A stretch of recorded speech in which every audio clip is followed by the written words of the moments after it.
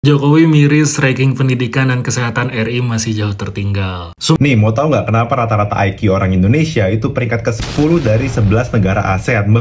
Waktu saya di Amerika itu, orang Indonesia 2, orang Malaysia ada 40.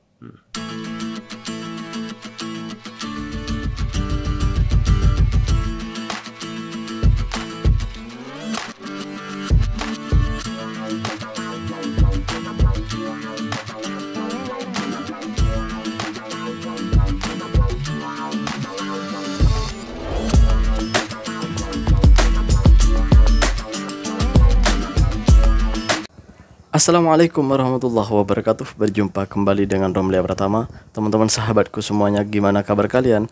Mudah-mudahan kalian semuanya baik-baik saja beserta keluarganya di sana. Teman-teman sahabatku semuanya, buat kalian yang baru gabung, yang baru nonton video ini, silahkan di subscribe dulu, di like dan di komen guys. Buat teman-teman sahabatku yang udah ngedukung support channel ini, terima kasih.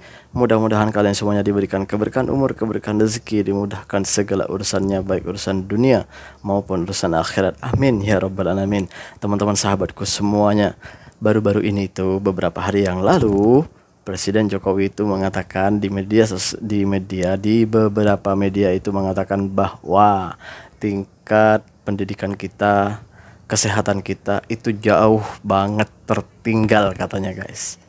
Kok baru sadar? Kan memang udah lama seperti itu kan.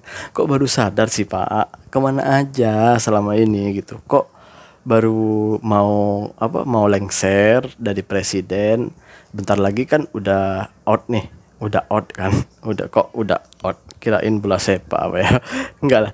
Maksudnya mau berhenti jadi presiden, malah ngomong seperti itu. Kok gitu sih Pak? Selama ini kemana Pak? Kenapa nggak diperbaiki? Gitu kan.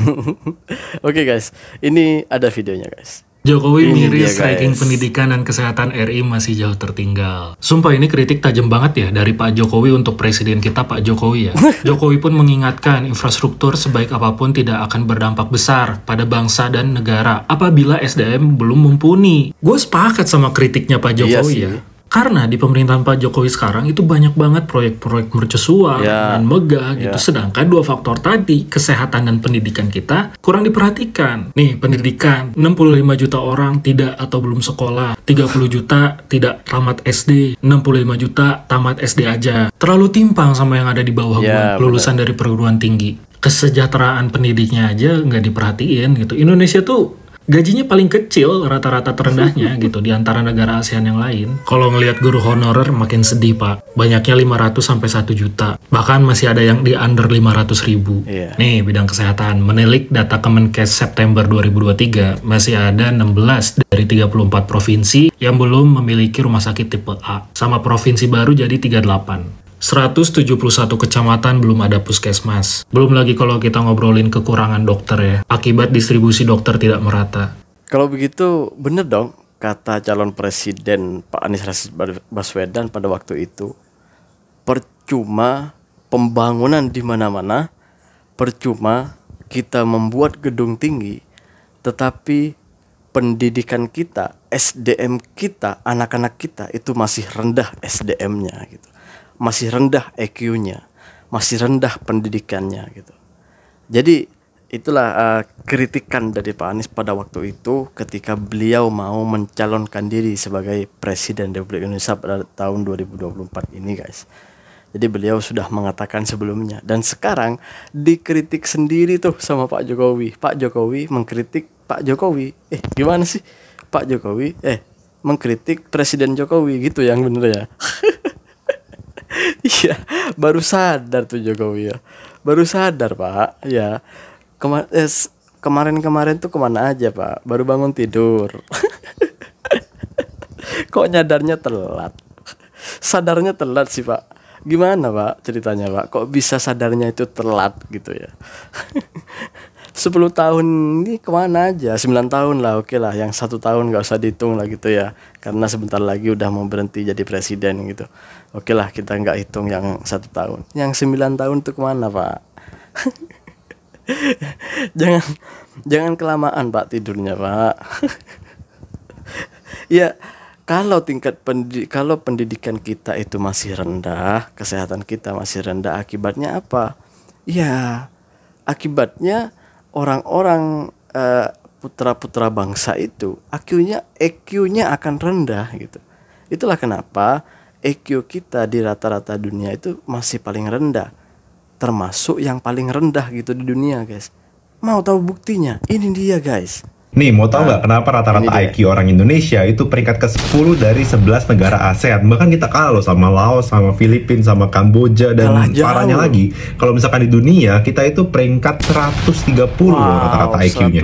Hai, welcome to Greg Dukasi. Jadi sebenarnya ini adalah salah satu dampak dari angka stunting di Indonesia yang masih cukup tinggi jika dibandingkan dengan negara-negara lainnya. Nah, stunting ini sangat berpengaruh sekali terhadap fungsi kognitif anak. Makanya anak yang udah kena stunting akan memiliki IQ yang di bawah rata-rata. Stunting sebenarnya adalah perawakan pendek yang diakibatkan karena adanya gangguan gizi kronis. Nah, selama 2 tahun pertama kehidupan, gizi yang masuk dalam anak mayoritasnya itu akan dipakai untuk perkembangan otak. Makanya kalau misalkan gizinya terganggu, otomatis perkembangan otaknya juga akan terganggu, yang bikin IQ-nya akan rendah. Itulah kenapa rata-rata IQ orang Indonesia bisa ada di peringkat 130 di dunia. Nah, gimana cara mencegah stunting? Jangan lupa follow, aku bakal bahas di video selanjutnya. Stunting itu, ini gua hanya memetik dari pembicaraan antara dokter-dokter itu ya. Stunting itu dikarenakan ya kekurangan gizi dari semenjak di kandungan hingga dilahirkan gitu, hingga keluar gitu ya. Dari kandungan aja itu sudah tidak cukup gizi, dan hingga keluar pun anak-anak Indonesia itu belum cukup gizi. Itulah kenapa disebutnya stunting. Stunting itu akibat dari kekurangan gizi. Ya gimana mau cukup gizinya anak-anak Indonesia? Sekarang bayangin, orang tua mana coba tega melihat anaknya kekurangan gizi?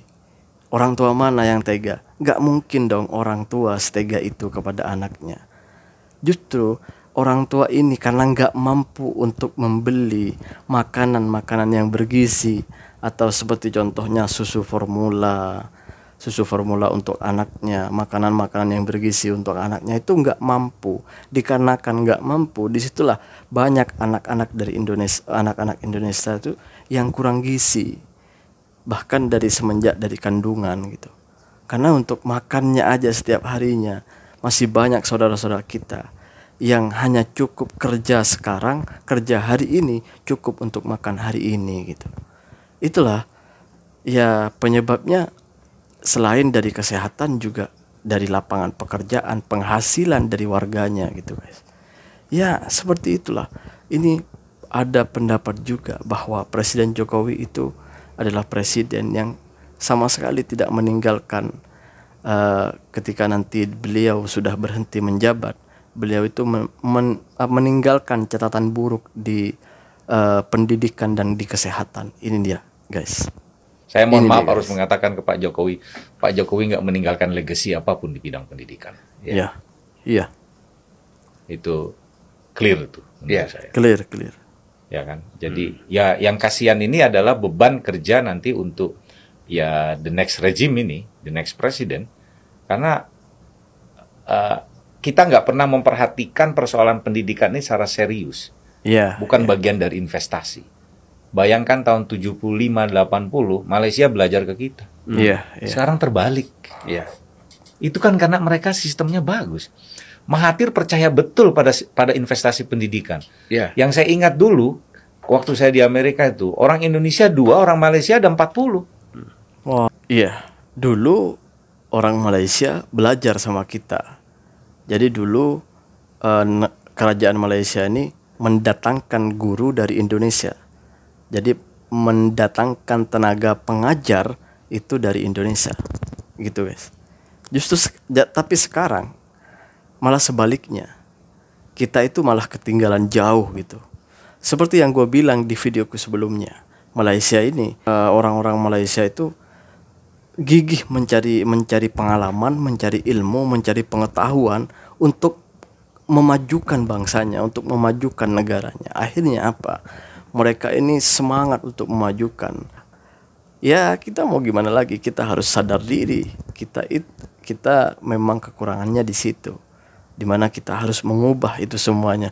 Kalau enggak, sampai kapan? Kita akan hanya besar di omongan, tapi kecil di prestasi. Assalamualaikum warahmatullahi wabarakatuh. Jangan lupa sholawat guys.